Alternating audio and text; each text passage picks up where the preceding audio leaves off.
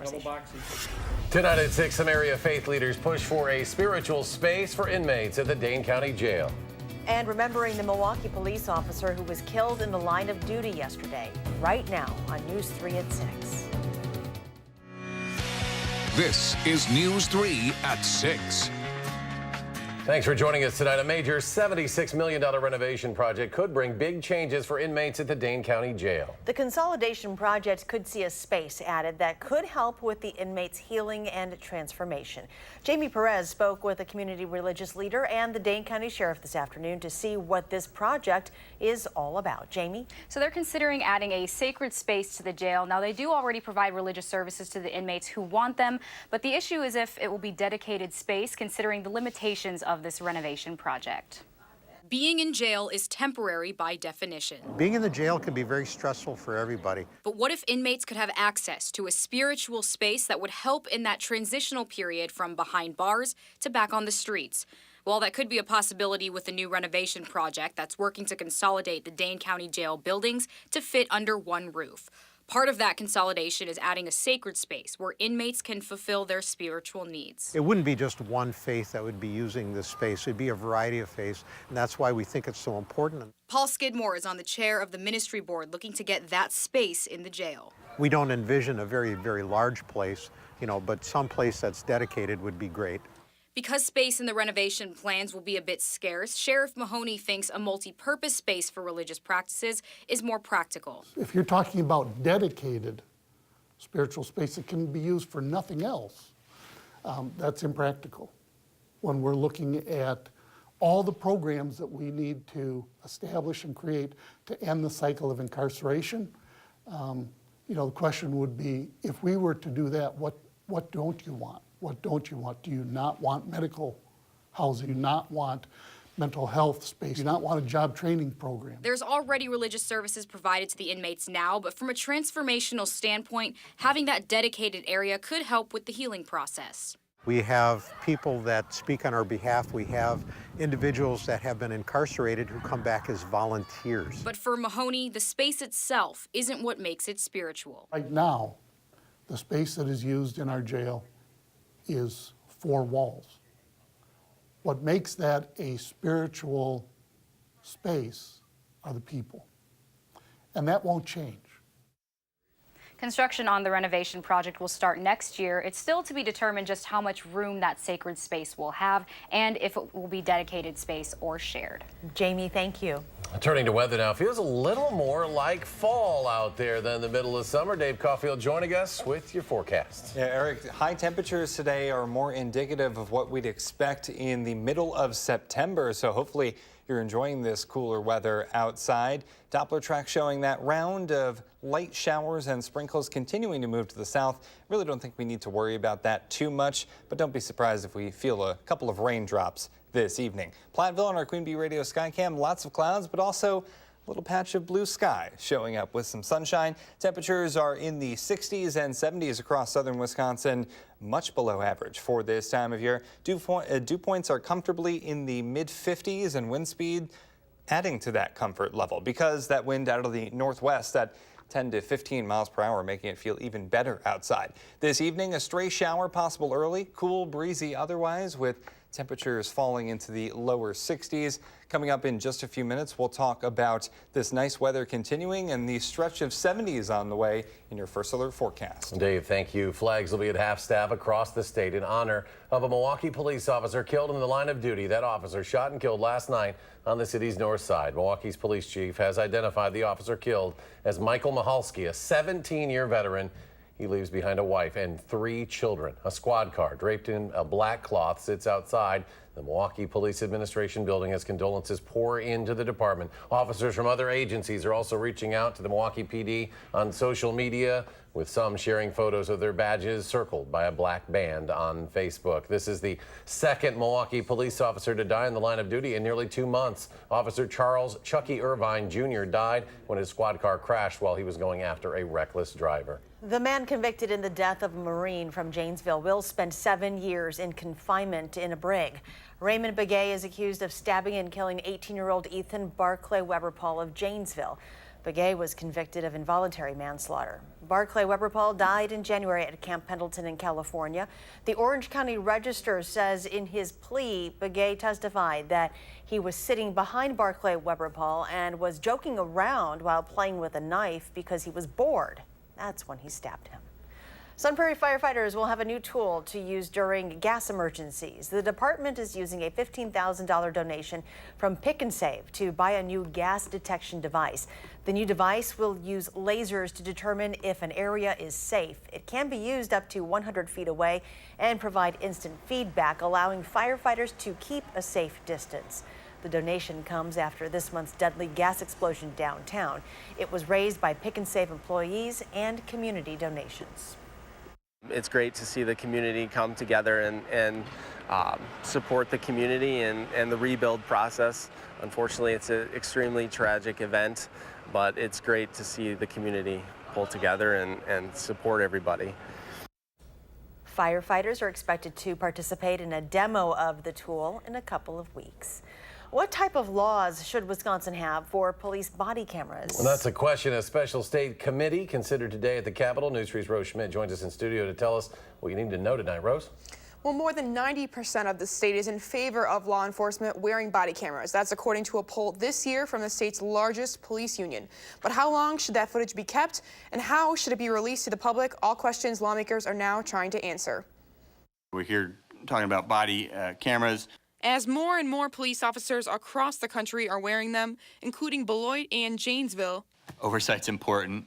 a special state committee is trying to put rules in place to regulate police body cameras. People have a heightened interest in this stuff, of course. You know, you have folks that are sworn to protect and serve, and obviously they have pretty heavy responsibilities out there in the public. Responsibilities that may now include how to manage the video these cameras record.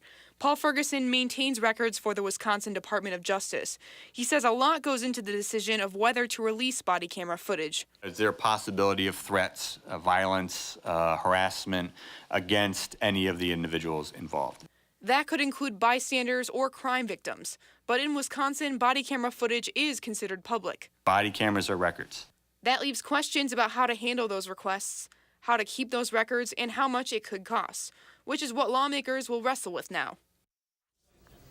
Wisconsin currently leaves it up to local police departments to decide whether to use body cameras. Madison Police currently does not, but Chief Mike Koval has said he's open to it. The study committee will consider this issue through the fall and will likely make recommendations for bills next session. Rose Schmidt joining us. Rose, thank you. Republican U.S. Senate candidates Kevin Nicholson and Leah Vukmir are meeting for a live debate less than 3 weeks before the August 14th primary. Right now, they are about even in the race polls. The final three candidates will join the debate in the final half hour. Tonight's debate is in Milwaukee and can be streamed on the Journal-Sentinel's website. It started at 6 o'clock. The most recent Marquette University Law School poll shows about a third of Republican primary voters are undecided. The number of teens getting pregnant is dropping in Wisconsin. State health officials say the number of moms between 15 and 19 is down dramatically. The rate of teen births in 2016 was 15 per 1,000 women between the ages of 15 and 19. That rate was nearly 31 per 1,000 births 10 years ago. Births to Hispanic teen moms in Wisconsin around 33 per 1,000 births. The state did not include statistics involving very young mothers, but a previous study did show a dip in births to children between the ages of 10 and 14. Still to come, we have some good news for a local nonprofit damaged by a faulty pipe. And the history of Ella's Deli lives on as people take home a piece of the iconic Madison restaurant.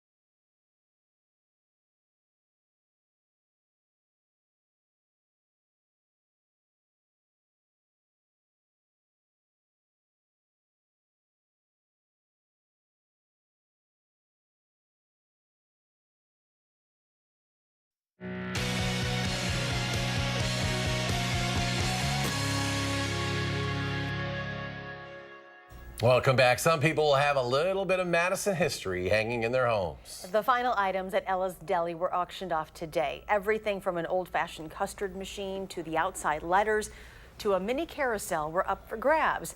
The auction company in charge tells us the response was overwhelming. Ella's closed earlier when its owners retired. It was a fixture on the east side for several decades. A University of Wisconsin piano student isn't letting his rare blood disorder stop him from pursuing his dreams.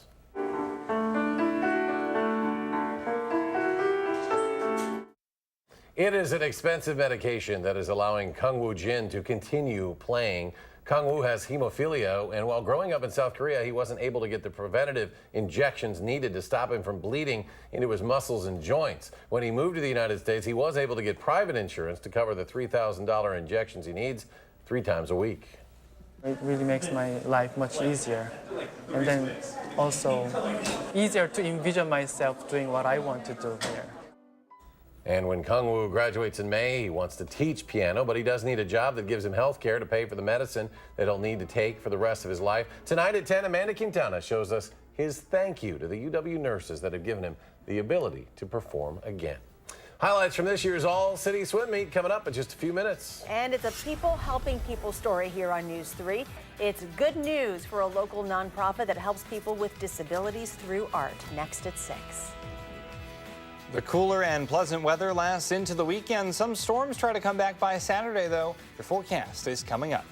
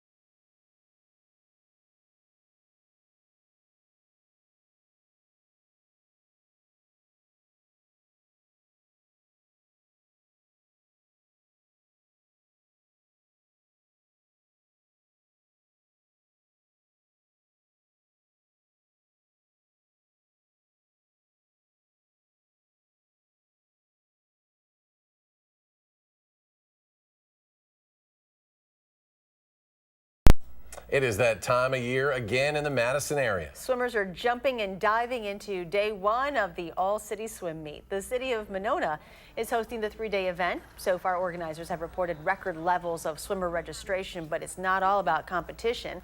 Organizers say that it's just as much about creating community. When we first started planning it, we talked about making it magical for the kids. And we also said we wanted to make it magical for our community, and that meant Monona. That people could see that we have a great community, that we have the great surrounding environment for it, and that we have the support to really put on an awesome event. Competition will continue through Saturday. Stay tuned for more all-city swim coverage during our sports coverage coming up. Last night, we told you about a local nonprofit whose operations were halted by a burst pipe. Well, here is the latest. Artworking, a West Madison organization that uses art education to empower people with disabilities, is moving out today. Earlier this week, a pipe burst in their building, left the ground covered in 2 inches of water. The future for the organization looked unsure, but now they have received a generous donation from a Verona company that shares their passion for empowering the disabled. Having been part of Artworking and now working at a Taman company, it's just wonderful to be a part of an organization that really cares about people with developmental disabilities and the mission and vision of Artworking. Great gesture. The $10,000 donation will be used to help Artworking relocate and keep their services going during that transition. That is doing something good. Meteorologist Dave Caulfield joins us now with a look at our forecast. The weather is doing something good outside. It feels more like autumn compared to the dog days of summer. I have to use heavy quotations with that because temperatures only made it into the low to mid 70s today. Some of us actually stuck in the 60s. Hey, if that's being stuck, I don't want to be unstuck because it feels so nice outside. We do have a line of sprinkles and showers moving to the south and east. I really don't think much of that is going to make it to southern Wisconsin. The better forcing is a little bit closer to an upper level low pressure system moving into Canada. That's why we're seeing those thunderstorms closer to the upper peninsula of Michigan. But for southern Wisconsin, don't be surprised if we see maybe just a few sprinkles closer to the Wisconsin Dells over the next couple of hours. But I wouldn't cancel any plans, or it's really not going to affect us a whole lot into this evening. But the temperatures will. Temperatures will stay in the 70s for basically the next week. And I think that overall, this month has been pretty warm. In fact, it started warm the first couple of weeks, 2-3 weeks have been pretty warm. But over the last 4 to 5 days, that's changed a little bit. We've noticed a bit of a pattern change, and it's a change for the better, in my opinion. If you're a fan of the warmer weather, we do get a couple of days in the 80s over the next week to week and a half, but overall, not looking warm at all. In fact, well below average for today, with our high temperatures made it to 74 in Madison. Pay no attention to the man behind the curtain, and also to that 84 in Janesville. I think that is a little bit off, and some of us stuck in the 60s for highs today. Temperatures right now are in the 60s and 70s, hovering right around 70 degrees. Dew points comfortably in the 50s. It feels very refreshing out there. Adding to that refreshing feeling are the northwest winds at about 8 to 15 miles per hour. So here's what I was talking about. The high temperature trend well below normal for the next 5 to 7 days. The exception is on Wednesday, where maybe temperatures eke into the 80s, but that's about it as far as the warm weather, because our 6 to 10 day temperature outlook agrees with that. From the Climate Prediction Center, thinking that below average temperatures are a pretty good bet for much of Wisconsin over the next week to week and a half. However, if you're saying to yourself, it's summer, it should feel like summer, there may be some hope for you, because our 8 to 14 day temperature outlook into the second week of August may be a little bit more on the warm side for the Great Lakes region. So we'll have to wait and see on that front. For tonight, partly cloudy after a cold front came through yesterday. Cooler with temperatures in the mid-50s. As we head into tomorrow, partly sunny and pleasant. Highs should make it once again into the low to mid-70s. Future tracks showing any sprinkles or showers will get out of here over the next couple of hours. Partly cloudy skies will be with us tonight, with temperatures falling into the mid-50s. So great sleeping weather on the way. It's going to feel fantastic outside. Once again tomorrow, any rain showers that Future Track is picking up, I think will happen a little bit closer to the lakeshore. Really shouldn't affect us. Pretty similar forecast to today. So I don't think we need to worry about rain until we get into Saturday afternoon. That's when slight storm and shower chances visit us once again. And then Sunday and Monday, even better storm chances come our way. On the 7-day forecast, you can see temperatures staying in the 70s until Tuesday. That's when I think we finally dry out. We will be near 80 on Wednesday, but we dip right back into the 70s on Thursday, and that's where we're bouncing around from the 70s and 80s into next week, with plenty of unsettled weather on the way. Day one highlights from the Madison All-City Swim Meet, plus the Packers take the field for actual meaningful training camp, and Aaron Rodgers talks contract. Sorta. Hi, I'm Michelle Carolla. Tonight on the news at 9, we'll hear from Wisconsin Republicans debating tonight for a chance at the U.S. Senate seat. That's first on Fox at 9.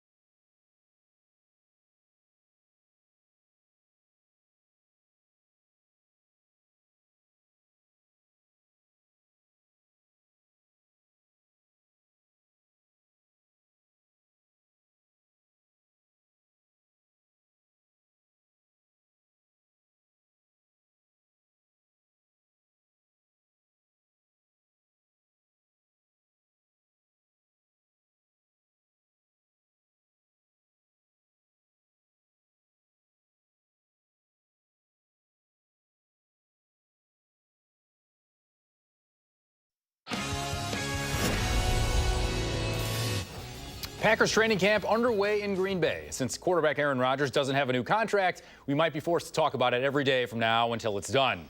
Or not. He has 2 years left on his current deal, but every time a quarterback not named Rodgers gets a new deal, it's assumed that his is on deck. Rodgers says he enjoys reading about the, quote, sources close to him say online, but his thought process hasn't changed. It's, the feelings haven't changed. You know, I'd obviously love to be here, and I think they've spoken at length about wanting to, extend my deal. Now that I'm here, my focus is definitely in other places. It's on my teammates, my leadership role, and my performance on the field. I talk with my agent daily, so I'm aware of the conversations, but I'm really not too worried about it. The Bucs putting a new name on their new home today. The Champagne pops August 26th to officially open the Fiserv Forum, which will serve as home to the Bucs and Marquette. The new building furthers the Own the Future motto of Bucs ownership. Wes Edens and Mark Lasry have remade the Bucs image since they bought the team in 2014, and the pieces are in place for the franchise to go next level. This is a culmination of a lot of pieces of the puzzle, and to have a brand and to have a name and to start really having recognitions for what the destination is and how we're aligned and what our adjacencies are with Fiserv, it's a very big deal. We're so excited to have it, obviously, in timing, before we open, which is strategic and great for us. The Brewers got some bullpen help today, shipping 2 prospects to the White Sox in exchange for reliever Joakim Soria. Soria has 16 saves and an ERA of 2.56 this season. His 220 career saves ranks 7th among active pitchers. The Brewers are in San Francisco later tonight, trying to hunt down the Cubs in the Central, who want to split with the Diamondbacks at Wrigley. Cubs down 6-4 in the 9th. Not for long. David Bodie on an 0-2 pitch, a 2-run homer, ties things at 6 apiece. The very next batter, Anthony Rizzo, beats the shift, sends everybody home. That one leaves the yard. 7-6, Cubs win, taking a 3-game lead over the Crew in the division. Thursday action from the Madison All-City Swim Meet in Monona, one of the biggest amateur outdoor swim meets in the country, showcasing more than 2,000 swimmers from the Madison area, more than 4,000 events. Coaches dressing up. I like it. Bigger than it was back in 1962. Ben McDade, most decorated swimmer in state history, repping Monona. 200 individual medley, all by himself. 2:06:43, breezes to the finish. Kelly Rodriguez, her heat of the 200 individual medley. She wins by daylight. It's good when you're all alone in the frame and there's nobody there. Finished 2nd overall in the qualifying to her Nakona teammate, Jenna Silvestri. Finals are on Saturday. First ever 25-meter adaptive freestyle is part of the league's partnership with Special Olympics and the Unified Swim Program. This was awesome. Almost brought the house down. They got the biggest hand of the day, and it was well-deserved. High fives all around, especially those kids could swim circles around me.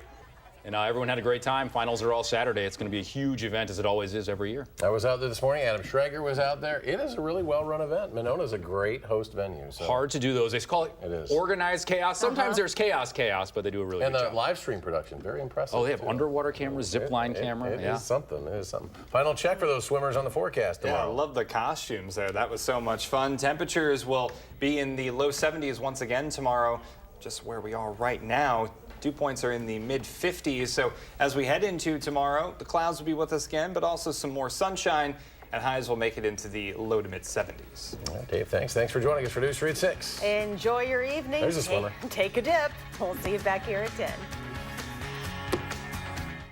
Download the new Channel 3000 app and get alerted on your mobile device the minute news breaks. Wherever you go, be the first to know with Channel 3000.